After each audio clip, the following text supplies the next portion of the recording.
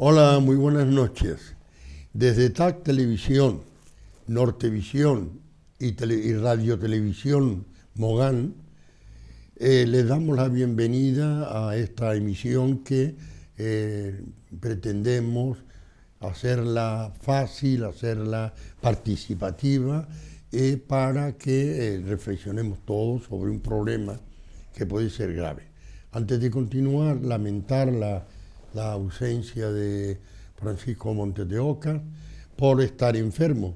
Esperemos que su pronta recuperación y que vuelva a estar con nosotros dirigiendo este programa. Hoy me toca a mí moderarlo un poco y junto a Arminda, psicopedagoga, mi compañera en estos menesteres, vamos a tratar un tema que siempre es candente, que siempre es personal, que siempre está en el candelero, y es el conflicto y el conflicto familiar, más específicamente para los que nos están escuchando. En este sentido, definimos el conflicto como cualquier tensión continuada provocada por situaciones que emergen, que suben, que salen a la luz a través de expresiones violentas, dialogantes en algunos casos, que es como debería ser, provocada por situaciones incluso infantiles, juveniles y de situaciones generales no resueltas, no debidamente resueltas. Entonces, en un momento determinado, se cruzan muchos intereses, muchas realidades, y explota ese conflicto, y es cuando se pueden producir una serie de fenómenos que hay que contemplarlos para saber tratar el conflicto. Añadir que el conflicto no es ni bueno ni malo. El conflicto es lo que tiene sentido moral o sentido ético o sentido práctico, es la resolución de ese conflicto. ¿Cómo se resuelve? En la resolución podemos encontrar varios casos. Yo creo que preferiblemente vamos a ir entre los dos contertulios, ir definiendo cuáles son las situaciones, cómo se provocan, cómo se desarrollan daños colaterales de esta discusión, y al final pues entraríamos con unas cuantas posibilidades de resolución del conflicto, donde nosotros desde el punto de vista técnico podemos aportar algo, pero dejaremos ventanas abiertas y haremos entender que ustedes también tienen que aportar soluciones, también conocen sus problemas y son mucho más eficaces en la solución que las aportaciones que nosotros desde lejos les podamos dar. Con esta previa introducción, pues definición del conflicto y modo de resolverlo, entramos ya pues con preguntas más o menos que están en el candelero. Por ejemplo, ya hemos definido cómo se manifiesta el conflicto. Y esta pregunta un poco Arminda, que tiene muchísima experiencia en estos temas y que podemos abordarlo con toda profundidad y con todo el cariño para ustedes.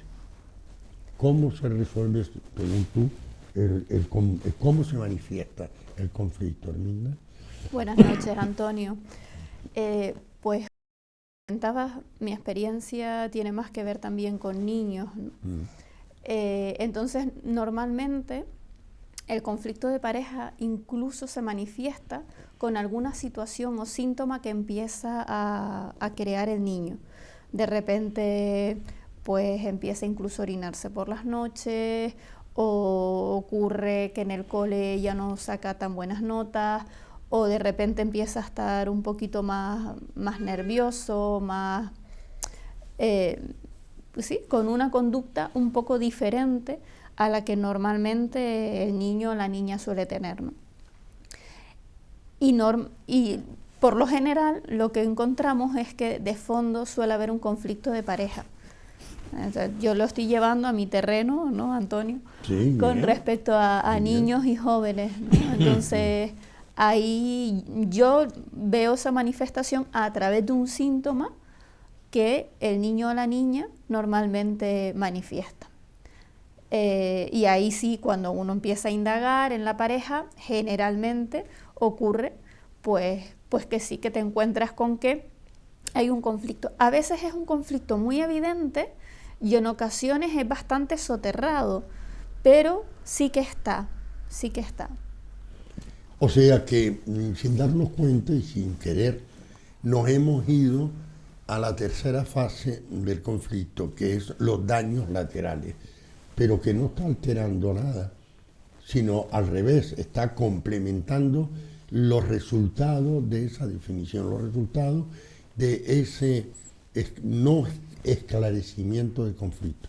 Alminda ha distinguido el soterrado y ha distinguido el abierto. Normalmente empiezan muy soterrados, posturas incómodas, zancadillas, malas contestaciones, exigencias en el proceso de la pareja, que ha sido libre, que ha sido muy unida, que se han planteado incluso los sentimientos más latentes, se han manifestado en el tiempo y en la forma, muy respetuosos y muy, ya empieza a tener también sus roces. Entonces, del soterrado, que está provocado por un montón de razones que iremos viendo, el soterrado suele ser más peligroso porque se producen los efectos antes de la enfermedad. Es como el virus. O sea, empezamos a tener tos, por cierto, que mi tos, si alguna vez aparece en esto, es producto del asma. Tengo los PCR y tengo los presentís debidos que me hago con frecuencia y afortunadamente estoy todavía libre, que no se, de todas maneras no se contagie con las cámaras, ¿no? Bien, entonces, Arminda, entrando en ese aspecto que has tocado de los daños colaterales, el niño ha dicho que se produce primero una especie de retroceso y que llega a orinarse en la cama cuando ya tenía garantizado para él o ella los esfínteres y ya los controlaba y demás. Esto se produce por decepción, por falta de posibilidades de resolver, por culpabilidad. A ver, que se dé esta situación no significa necesariamente que haya detrás un conflicto de pareja, obvio, ¿no? Habría que analizar, incluso hacer pruebas médicas o fisiológicas también, de ver qué es lo que está ocurriendo detrás. Pero sí que en ocasiones observamos que ese tipo de retrocesos en los niños tiene que ver porque se está dando alguna situación que a ese peque le está agobiando, ¿no? Puede ser una situación incluso de un conflicto en el cole, de un conflicto con algún compañero o compañera, un conflicto con la maestra. También puede ser como ese conflicto con papá y mamá, que no es directamente con ella o con él, pero sí que hay algo que le está mostrando que esas dos personas se están distanciando, ¿no? Y ahí puede ocurrir, pues sí, culpabilidad, dependiendo de la edad en la que estemos. Pero bueno, si se da este retroceso de orina suele ser en edades más tempranas. Y sí puede ocurrir que los niños que todavía están en un egocentrismo, porque hasta los 6 años están en un egocentrismo, en el que creen que el sol sale para ellos, que todo gira en torno a ellos, para bien y para mal, pues lo que ocurre también es que ellos piensan que algo han hecho mal y que por eso papá y mamá se han enfadado tanto. Entonces hay que tener esto muy en cuenta, porque sin querer los niños pueden ser muy sensibles a cualquier pues, discusión o una palabra más alta que la otra, o simplemente incluso que no se miran, que no se hablan, que ya no hay tanto contacto físico. Ellos se percatan de que algo está pasando con papá y con mamá, se percatan. Y para los niños siempre es muy importante que papá y mamá estén da igual que separados. O sea, no pasa nada que esa pareja decida realmente separarse y vivir cada uno por separado, pero que papá y mamá siempre estén mirándola o mirándolo, ¿no? Es importante que aunque cada uno en su casa, pero siempre lo tengan en cuenta o la tengan en cuenta.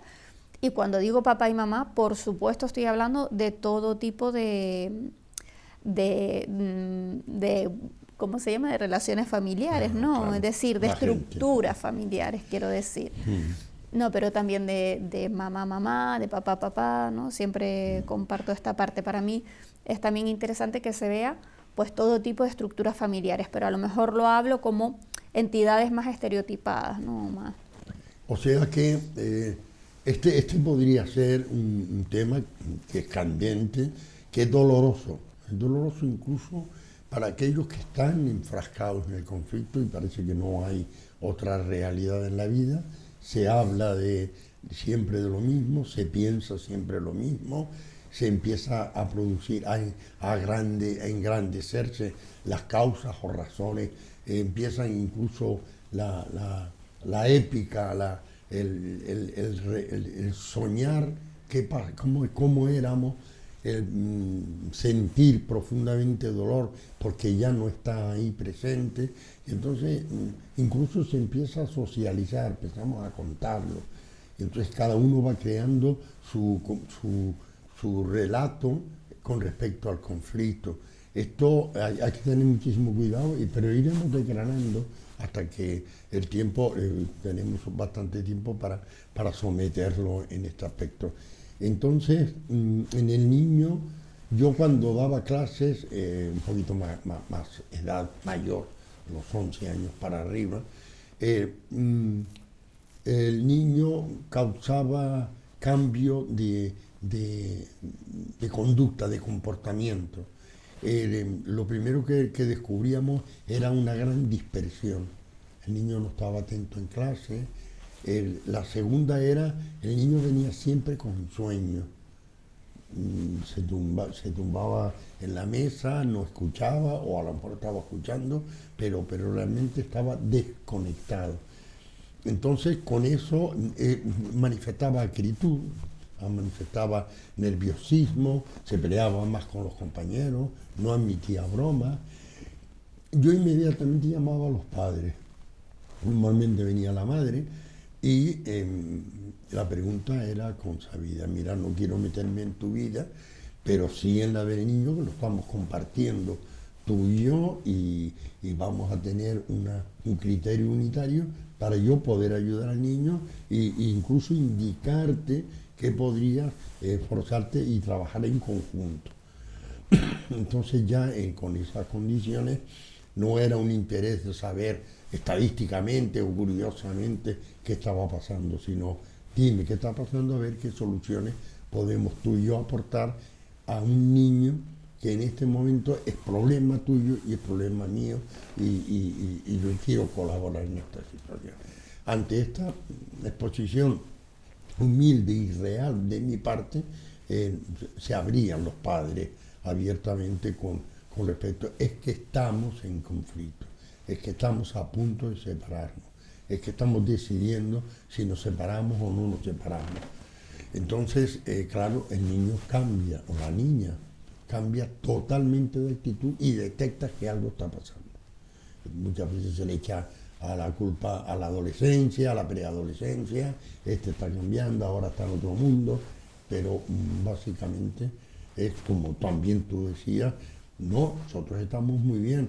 Pues entonces había un bullying que todavía no se había manifestado, o había un conflicto con algún profesor que se estaba extendiendo ya a su vida. Los niños le dan mucha más importancia a un conflicto que nosotros. ¿Por qué? Porque no tienen recursos, ¿no? Entonces, volviendo al tema de conflicto y volviendo a la pareja, en tu experiencia, cuando el niño se manifiesta con esos retrasos o con esa vuelta atrás, y que tú le llames y les preguntas, ¿qué tipo de conflictos suelen enunciar?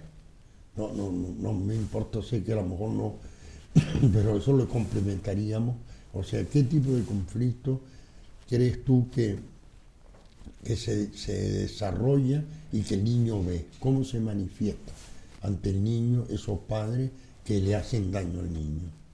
En fin. Sí, normalmente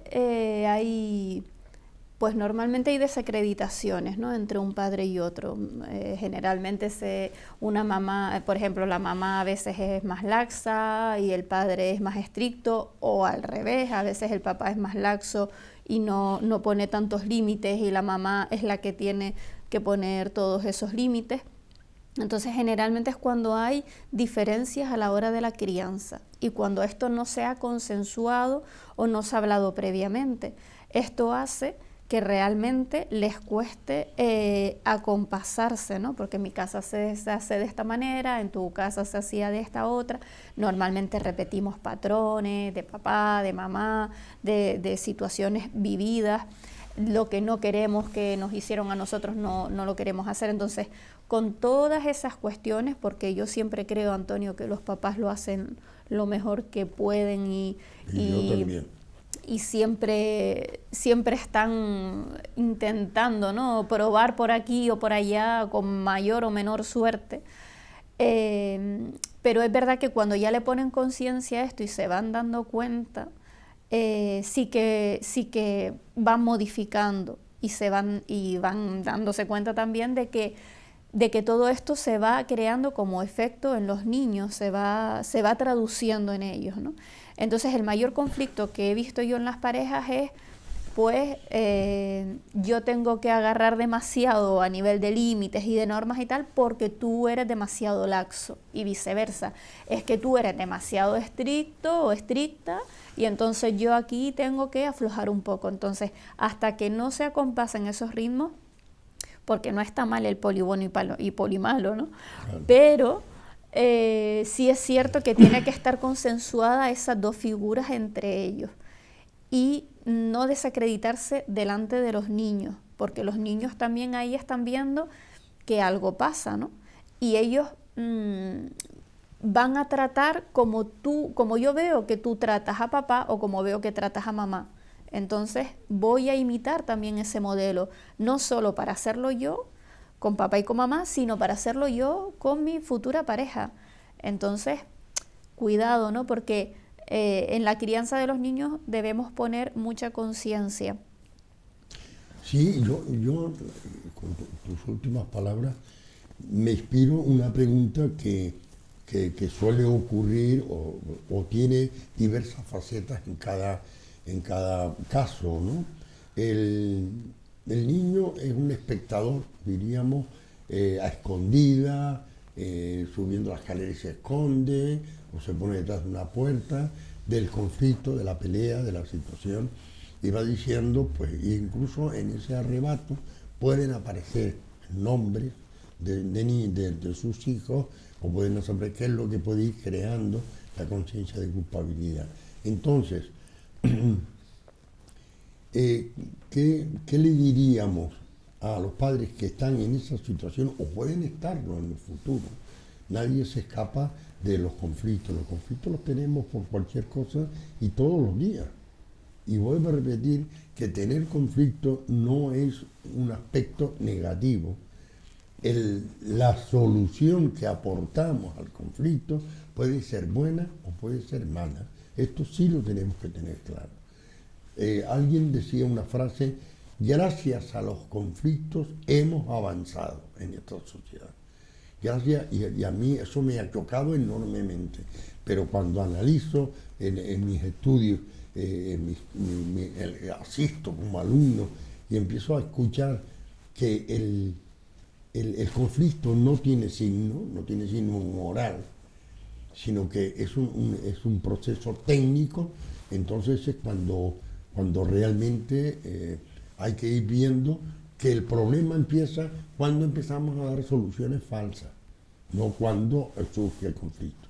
Lo seguiremos viendo en este segundo paso, Arminda. Y ustedes siéntense cómodamente, vayan parando las papas tranquilas y escuchen, porque yo creo que están participando con nosotros. Muchísimas gracias. Hasta ahora.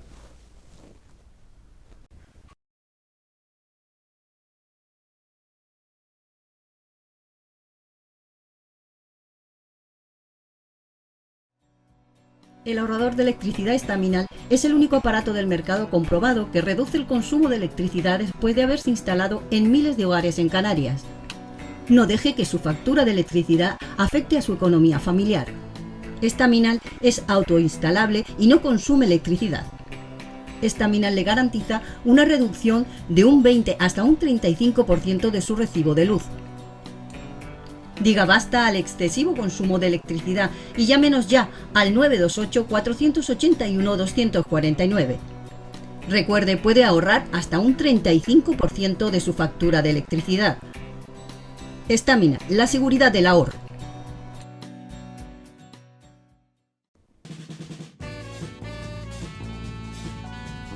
El ahorrador de electricidad Estaminal, tras muchos años de instalación en Canarias y ser elegido como producto del año en ahorro energético a nivel nacional, le ofrece la posibilidad de ahorrar de un 15 hasta un 35% de su consumo en su factura de electricidad.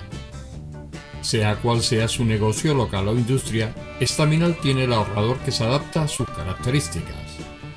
No se fíe de las imitaciones, Estaminal solo hay uno, con las homologaciones de la comunidad internacional. No deje que los gastos abusivos de electricidad afecten a la economía de su negocio. Pídanos presupuestos sin compromiso al 928-481-249.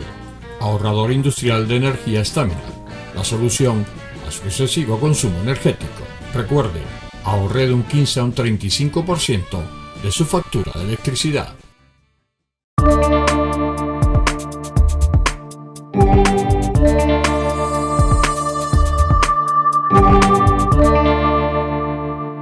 Continuamos, señoras y señores, y esperamos que esta charla ustedes estén integrados con nuestra visión, puedan ir sacando sus conclusiones, porque es lo único que serviría para que analicemos nuestros pequeños conflictos o grandes conflictos, pero nunca perder la calma y perder los nervios y garantizar un poco la serenidad para que las soluciones puedan aflorar con muchísima más.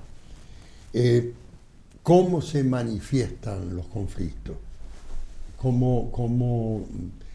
El conflicto normalmente es un agente externo, salvo cuando hablemos del conflicto interior, que también es importante, porque muchas veces las cuestiones, el conflicto interior aflora y se convierte en un conflicto social, pero sin culpa de la sociedad, ¿no? Teóricamente.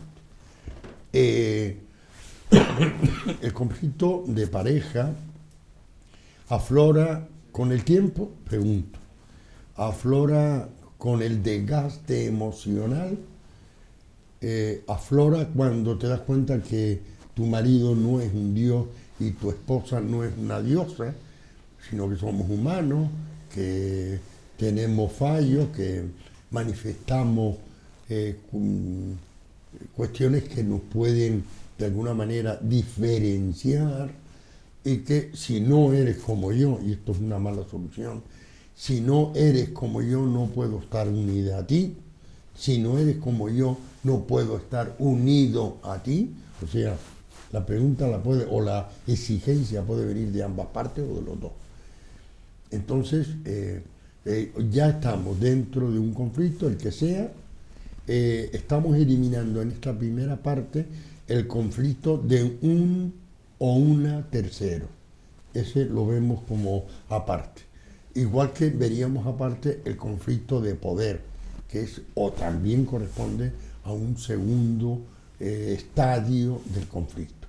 En este momento decimos cómo se manifiesta el conflicto, no qué es el conflicto, ni quién, ni por qué el por qué vendría después, pero cómo se desarrolla el conflicto. ¿Tú podrías hablarnos un poco de eso, Arminda?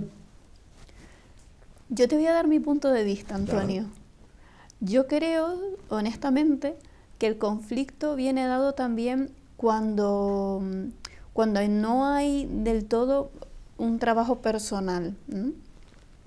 A ver, esto dicho así suena muy categórico, porque tiene muchos matices, ¿no? El conflicto se va a dar aunque tengas un trabajo personal, porque el conflicto se da en uno mismo también, ¿no? Y eso es lo importante, es un poco lo que tú comentabas antes, no tiene moralismo, ¿no? No tiene esa parte tan moral de bueno o malo, es como, es una crisis, es un proceso que normalmente se va a dar en el ser humano para incluso seguir avanzando, ¿no? Entonces la cuestión es cuando nos enconamos y pensamos que el conflicto es negativo y que algo estamos haciendo mal y no podemos resolverlo, ¿no? Entonces nos quedamos como dándole vueltas a ese conflicto, creo yo. Pero es cierto, bajo mi punto de vista, que en la medida en que uno se vaya haciendo un trabajo personal, el conflicto lo maneja de otra manera, ¿vale? No es que no tengas conflictos, ¿no? Al principio creo que no he sido certera en cómo lo he dicho, sino en cómo vas a manejar el conflicto. Creo que cuanto más herramientas y más te conozcas a nivel personal, ese conflicto lo vas a manejar mucho mejor, porque no lo vas a vivir como un ataque personal, sino como algo que está sucediendo, algo que me va a permitir el cambio, y generalmente cuando se precisa de un cambio es porque en esa zona en la que estamos ya no estamos avanzando, ¿no? Entonces, visto de esa manera, es una situación de aprendizaje, ¿no? Es una nueva forma. Pero sí creo que en la medida en que uno se haya hecho un trabajo personal, te vas a percatar de esta sorpresa que tiene el conflicto, de esta sorpresa que tiene la crisis, y no te vas a enconar tanto en que esa persona, mira lo que me dijo, lo que no me dijo, pues ahora se va a enterar, pues no sé cuánto, ¿no? Y entra como otras cuestiones que entras a nivel emocional y no a nivel más de nuestra conciencia, ¿no? No estamos más, como yo siempre digo, en esa parte más inconsciente, que maneja más las emociones, que maneja toda la parte de necesidades más básicas, que obviamente hay que escucharlas y son necesarias, pero el neocórtex es el que va a dominar y a poder controlar toda esta situación y a decir, bueno, vamos a manejarlo, esto se está dando, efectivamente me está enfureciendo, me está enfadando, pero yo sé que puedo manejarlo de otra manera sin salir dañado yo y sin hacer daño al otro, poniendo límites, eso sí, poniendo límites, pero eso no significa que el poner límites haya que ser agresivo, ni haya que decir malas palabras, ni haya que hablar por encima del otro, ni nada de esto, sino mantenerte en la postura que tú consideras y con la que estás convencido a nivel de conciencia, pero sin tener que llegar a cuestiones un poco más violentas, vamos a decir.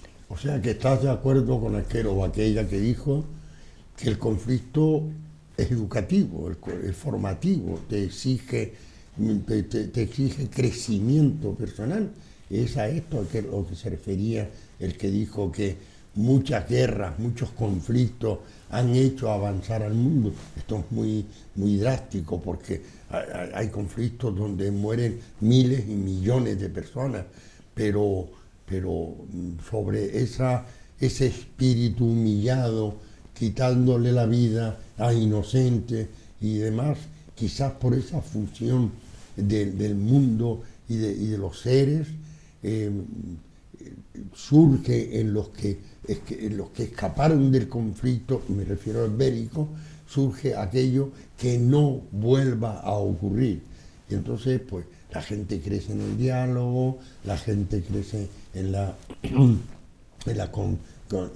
no confrontación, sino en la negociación de conflictos.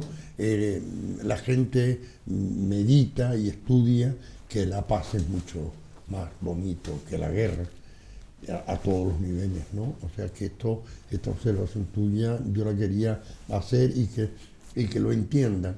El conflicto no es ni bueno ni malo. El conflicto nos hace crecer, nos hace pensar, nos obliga a serenarnos, nos obliga a no añadir leña, nos ayuda a no admitir consejos que echen llamaradas el conflicto, sino serenamente hablarlo con quien tengas el conflicto o con quienes tengas el conflicto. ¿Esto podría ser una solución, Arminda? Yo creo que la clave está en que una cosa es efectivamente, como bien dices, Antonio, el conflicto no es ni bueno ni malo, pero otra cosa es cómo se maneja el conflicto. El manejo del conflicto es en el que ahí ya pueden entrar otro tipo de suspicacias, de intereses creados, de situaciones en el que ahí ya se vuelva un poco más perverso, vamos a decir. Sin embargo, si depende, si esto te percatas y tú dices, bueno, efectivamente este conflicto se está dando, igual es una situación de aprendizaje, quizás es una oportunidad de cambio, ahí te colocas desde otro lugar. No tanto para voy a luchar con el otro, sino que el manejo del conflicto se lleva desde un terreno mucho más sano, creo yo, mucho más personal, en el que no es tu cuestión o tu necesidad atacar al otro, sino el de ver de qué manera esa situación te está pidiendo a lo mejor pues que toca empezar a poner límites o que toca empezar a decir no, que es una forma de poner límites, ¿no? O que quizás pues efectivamente, pues ya esta situación de pareja, me estoy dando cuenta de que ya no estamos ayudándonos a crecer o a ser cada uno independiente y siendo nosotros mismos. Entonces esto nos va a ayudar a dar otra óptica.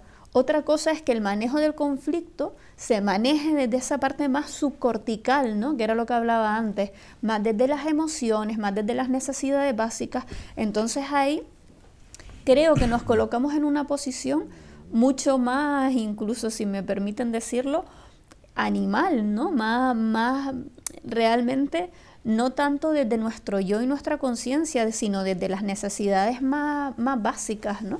Pero cuando nos podemos colocar, perdona Antonio, en esa parte más cortical, más consciente, sí que podemos controlar esos impulsos y decir, a ver, efectivamente yo estoy viviendo, porque siempre es importante, y sabes que siempre lo digo, legitimar todas esas emociones.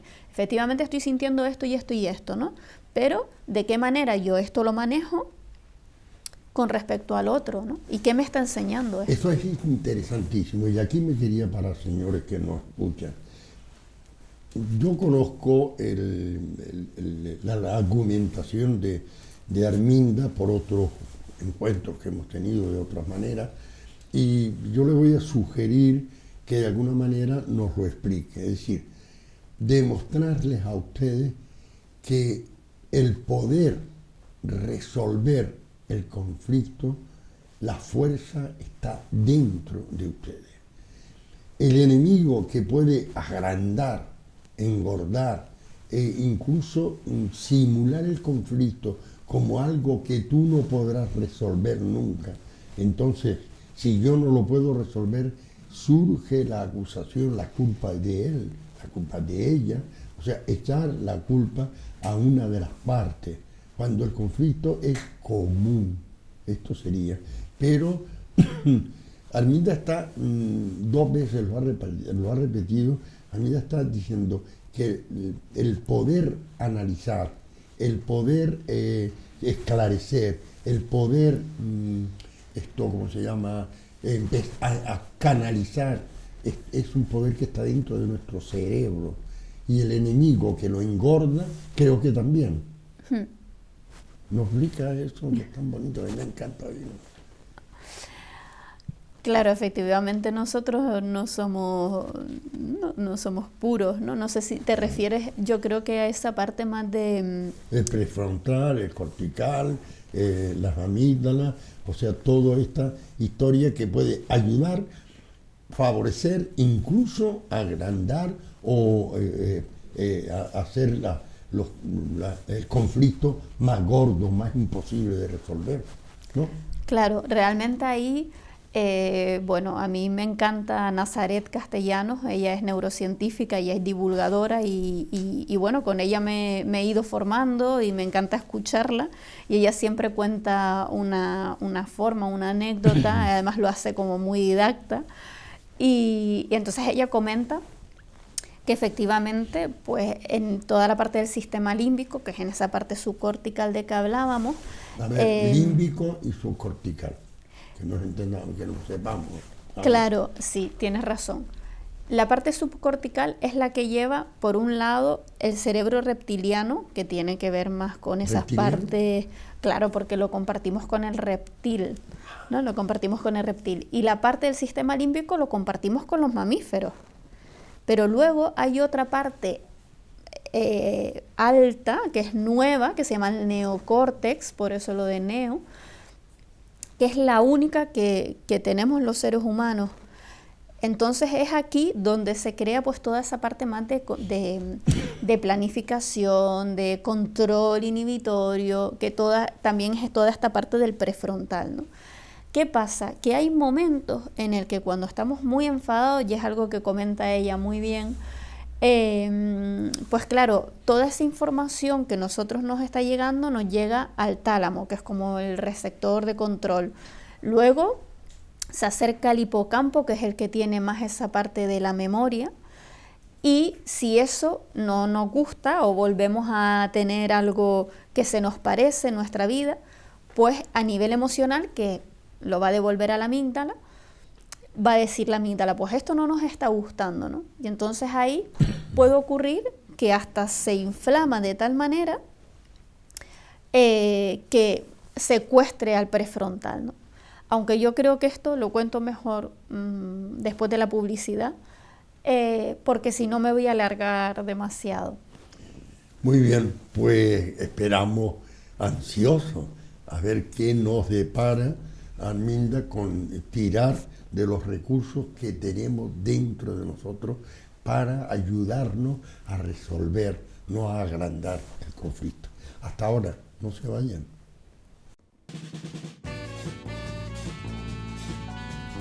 El ahorrador de electricidad Staminal, tras muchos años de instalación en Canarias y ser elegido como producto del año en ahorro energético a nivel nacional, le ofrece la posibilidad de ahorrar de un 15 hasta un 35% de su consumo en su factura de electricidad.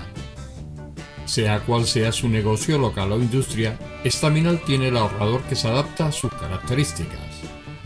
No se fíe de las imitaciones, Staminal solo hay uno, con las homologaciones de la comunidad internacional. No deje que los gastos abusivos de electricidad afecten a la economía de su negocio. Pídanos presupuestos sin compromiso al 928-481-249. Ahorrador industrial de energía Staminal, la solución a su excesivo consumo energético.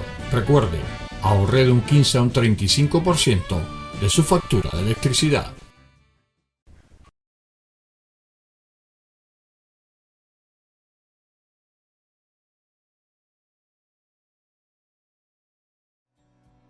El ahorrador de electricidad Staminal es el único aparato del mercado comprobado que reduce el consumo de electricidad después de haberse instalado en miles de hogares en Canarias. No deje que su factura de electricidad afecte a su economía familiar. Staminal es autoinstalable y no consume electricidad. Staminal le garantiza una reducción de un 20 hasta un 35% de su recibo de luz. Diga basta al excesivo consumo de electricidad y llámenos ya al 928-481-249. Recuerde, puede ahorrar hasta un 35% de su factura de electricidad. Staminal, la seguridad del ahorro.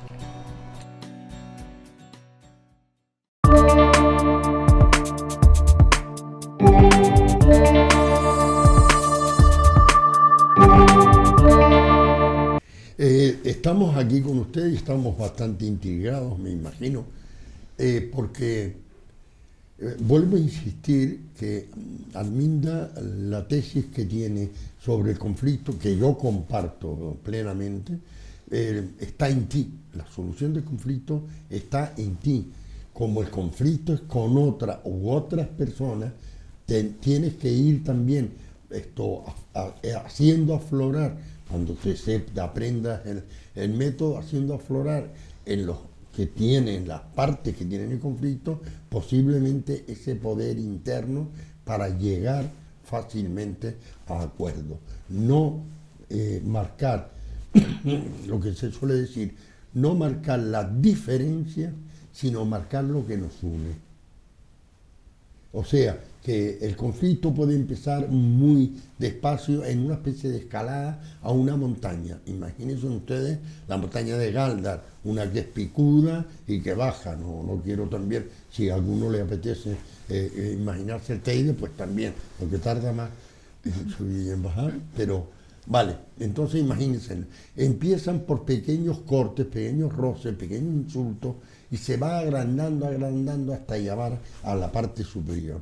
En la parte superior se produce un cansancio, un reposo, un tumbarte porque llega sin aire, pero al mismo tiempo se va produciendo una sinceridad. Y entonces, ¿qué ocurre? Anda, que yo también provoco el conflicto. Anda, que yo le echo leña al fuego.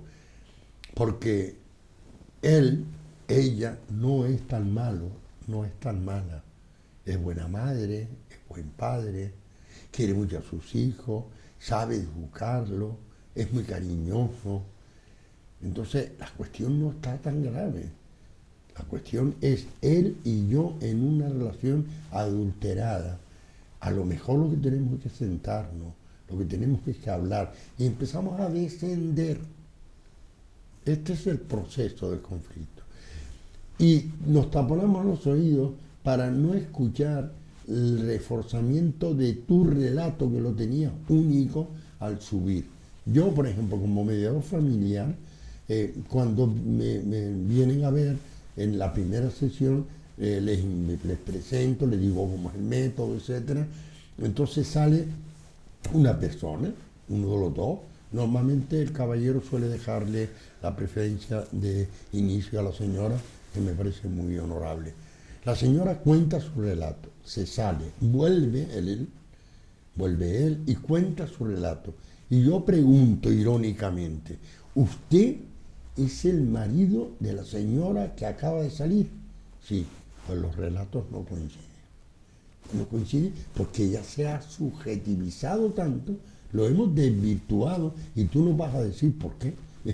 Nos hemos desvirtuado en el proceso. En la bajada se va produciendo una mayor serenidad, una mayor reflexión, una mayor consideración con respecto al contrincante, al otro que ha sido el compañero, la compañera durante tantos años y de repente se vuelve malo, se vuelve perverso. No, en la desescalada se va analizando la gran exageración que por culpa incluso de los dos grupos, el que está con él y el que está contra él, entonces, o el que está con ella, entonces se va creando unos relatos contradictorios y distintos, sobre todo distintos. Cuando ya se baja, oye, tenemos que hablar. Y ahí donde empieza verdaderamente la solución del conflicto. ¿Qué ocurre con esta montaña? Y termino. Depende de ti y de tu actitud. La montaña es 25 pasos y ya llegas a la cumbre y bajas otros 25 y ya te sientas a dialogar. Si eres más majadero o majadera, la montaña a lo mejor coge medio kilómetro. Vas a llegar mucho más cansado. El proceso es distinto, pero cada quien es cada quien y tiene sus cadaunadas. Ya que la gente es variable y la gente tiene que tomarse el tiempo que ellos consideren. Todo este fragor que yo he intentado explicar, no sé si se ha entendido bien, todo este fragor tiene una reacción en el cerebro de cada quien y una acción posterior que puede ser el producto del conflicto que se ha mantenido, la guerra que se ha mantenido entre los diversos elementos que componen el cerebro. ¿Sí o no? Sí, yo me atrevería a poder explicar cada una de esas fases a nivel cerebral, ¿no, Antonio? Y antes del corte publicitario, un poco era lo que comentaba. realmente cuando estamos en esa escalada en la que empezamos a estar muy enfadados y diciendo improperios, ¿no? Lo que está ocurriendo es que esa amígdala a nivel cerebral, como comentaba antes, ¿no? Que está en esa parte... ¿Es la que lo operamos? No, las amígdalas también son dos porque cada área cerebral tiene, cada hemisferio tiene una, ¿no? Está en esta parte más subcortical, que es más inconsciente, más en el sistema límbico. No podría estar más interna. Más interno, pero ¿a qué altura? Pues más por o menos. Aquí más o menos. Sí, ¿no? Por aquí yo creo pero que dentro entraría, exacto. Entonces, en ese sentido, es muy chiquitina, es como si fuera un guisante, ¿no? Pero en ocasiones se inflama y si estamos sometidos a mucho estrés diario, hasta se hipertrofia y se hace más grande, ¿no? ¿Qué ocurre? Que esta amígdala, cuando está realmente más inflamada, como que bloquea el hipocampo. El hipocampo es otra parte que está muy cerca de ella, que también pertenece al sistema límbico, que es el que lleva la memoria. Y que es el que tiene el hombre, el ser humano. Como que el ser humano. No, este elemento también está en la parte emocional. No, es mamífero, es más en la parte del mamífero. Claro. Entonces, ¿qué ocurre? Que ese hipocampo, que es el que lleva toda la memoria, además la tiene como muy organizada y bien ordenada, la amígdala le dice, dime eventos, ¿no? Nazaret Castellano lo comenta así como muy de juego, dice, dime cosas malas de esta persona, ¿no? Y entonces él intenta decir algo bueno. No, eso no, dime de verdad lo malo, ¿no? Entonces cuando se produce esta escalada, esa amígdala está tan bloqueando el hipocampo que solo puedes escuchar todo aquello que esa persona te ha hecho de una manera horrible, ¿no? Entonces, cuando empezamos ya a llegar a la cima de la montaña, como comentabas, Antonio, es porque seguramente esa amígdala empieza a desinflamarse y empieza a dejar que el hipocampo sí que le diga o sí que le traiga recuerdos de cosas que sí que ha hecho bien, ¿no? Entonces empieza, bueno, pero en realidad, creo que aquí me he pasado, que no es tan mal padre, no es tan mala madre, es verdad que, por ejemplo, en esta ocasión yo le dije que nunca había ido a buscar a los niños y resulta que normalmente va todos los viernes, ¿no? Empieza a aparecer un montón de información que en esa escalada no podías ni siquiera rechazas, ¿no? Y no podías ver y entonces sigue. ¿Qué ocurre?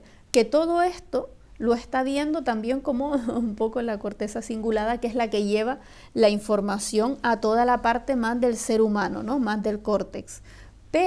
Y es la que lleva esa información, como bien digo, pero la amígdala tiene un atajo y a veces cuando está muy enfadada, se mete y entra en el neocórtex, más en la parte prefrontal, y se dice que hay un secuestro amigdalino. Entonces tú estás hablando con todo el conocimiento de causa, creyendo que eres tú con todos tus fundamentos y tal, y efectivamente la amígdala es parte de ti, pero estás secuestrado por esa parte más instintiva, más emocional, que no es tan desde la razón, ¿no? Entonces cuando produce la desescalada es porque efectivamente ya la amígdala se ha desinflamado, ya el prefrontal no está secuestrado, el hipocampo, ¿no? Empieza a decir más cosas objetivas y el neocórtex empieza a darse cuenta y a ser consciente de, bueno, espérate un momento, que es verdad que esto, y entonces empiezas a ser mucho más organizado en esa, más consciente en tu información y demás, ¿no?